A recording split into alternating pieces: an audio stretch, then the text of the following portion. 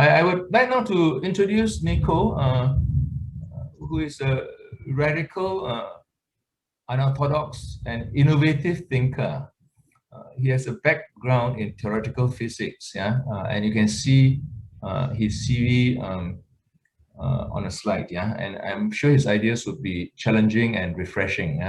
Currently, he's a Chief Investment Officer of B&CE, which is actually stands for Building and Civil Engineering Group of Unions, which includes the People's Pension, which is the largest DC master trust in the UK. Closer home at IFoA, he was ex-chair of the Resource and Environment Board, which is a precursor of the Sustainability Board, and he was also chair of a research subcommittee of that board. His previous roles included roles in Willie Towers Watson, Barclays UK Retirement Fund, as well as Deloitte's. So with that, I'd like to hand over to Nico. Thank you very much, and thank you very much for inviting me to comment on this really important topic. I thought I'd come at it from the angle of talking about first what is the public interest, and maybe my theoretical physics background will kind of ring through in the way that I address that, and then secondly what the role of actuaries are, because I think it's really important that we think about our positioning within this system. So the public interest, I think it's always been a struggle for the IFoA to talk about the public interest, because we've recognised that individual actuaries can't act in the public interest, that they have to act within a corporate or to advise a specific client. And so the role of the public interest, or the role of defining it, has fallen to the IFoA. For myself, I think the public interest is much broader than that, and actually actuaries themselves certainly need to be conscious of it and ideally act in the public interest. And I would align the concept of the public interest to public goods and commons. So in economics terms, talking about capitals which sit outside of the systems that we run and manage. So loosely mentioned sustainability, environmental capital, so making sure that there is trees to deliver oxygen to us and hopefully to absorb carbon dioxide. We can think about social capitals, so ensuring that we have communities to live in, society that educates us and supports our mental health. And of course, we can define a huge number of different capitals. None of them are very important to the corporation as we currently construe it. The corporation really is very focused on financial capital, which in my view is the only capital which isn't a capital. So it's really the measure of how you can exchange capitals, and it is not a capital in itself. So we have this sort of funny system where corporations are very focused on the one thing which isn't capital and unfocused on the things which are most important. And I would link these capitals to the concepts of sustainability.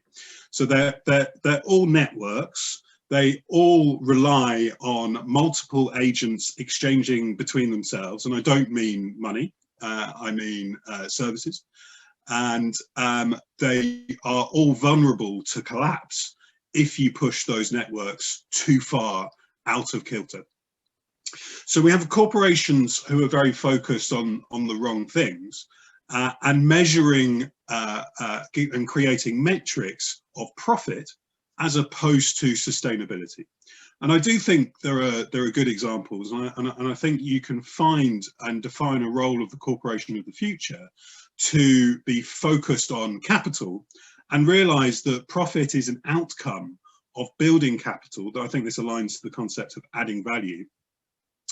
And that measures of the capitals that you interact with and seeking to improve them, or indeed have threshold criticality as to when they might be on the verge of collapse, would link towards a more sustainable corporation. So, that would then be encapsulated in a word which a number of corporations are starting to use, which is purpose. So the purpose of a company is not to make profit. Whatever Milton Friedman is misquoted, I think in fairness, as having said, the purpose of a company is to add value. And if it adds value well, like builds those capitals, doesn't erode them dangerously, then the profit will flow.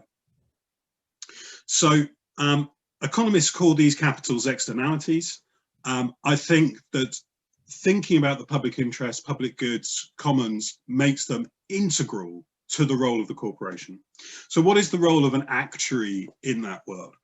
Well, I would see an actuary as being someone who can cope with the multi-perspective problems that having multiple stakeholders comes with. So no longer should they be focused on a financial metric and thinking about only shareholders or only risk holders. We should be broadening that out to all of the providers of capital. So human capital, the staff, but also environmental capital, the oxygen they breathe, the clean water that they drink, the food that they consume, and again, bringing the plurality of different capitals into that conversation. So actuaries use maths to go amongst those stakeholders and find common language, a common model for how they view the corporation or the collective interest that they have.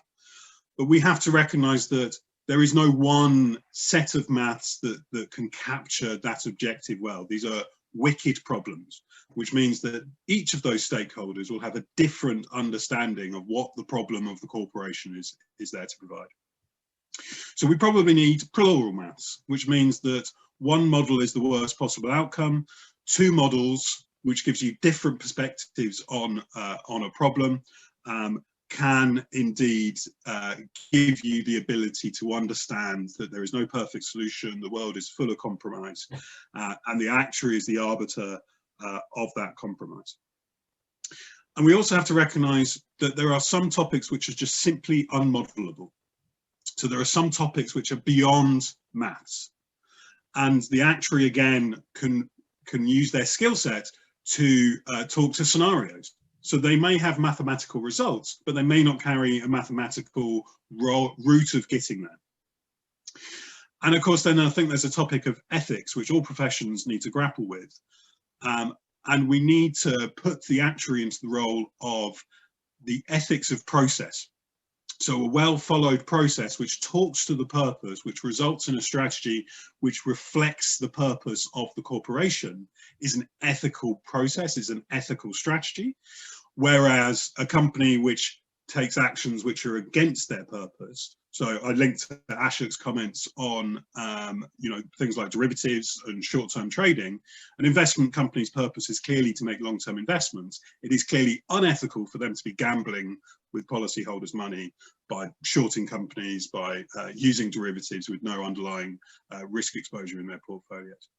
So I think we need to reimagine the role of the actuary, and I'm very keen on the public interest as a concept which all actuaries should be grappling with, and I'm looking forward to the debate that follows. Thank you. Nico, thank you for being so eloquent in articulating a fundamentally different world from what we see today, and you bring the challenge to the heart of the corporation. And how we could move that definition and narrative, right? So we have almost two curves going on, two levels of conversation going on. You're picturing a world where our current measurements are totally inadequate in measuring the externalities and the true capital, of which money is not the capital. And we don't have wide enough a toolkit, and you, by your own admission, say that there's multiple perspectives, but you also anchor the opportunity for actuaries, which I think is a great opportunity for us to really go into the fundamental assumptions of the system we live in, which Lucy alluded to. That is a much higher order problem, but the world which, if I'm not retired, if I go back to work for Prudential or AXA, I go back to a world where my company, regardless what you say, places emphasis on growth and performance, which is based on the regulatory structure we have today, which goes into the heart of Ashok's Venn diagram.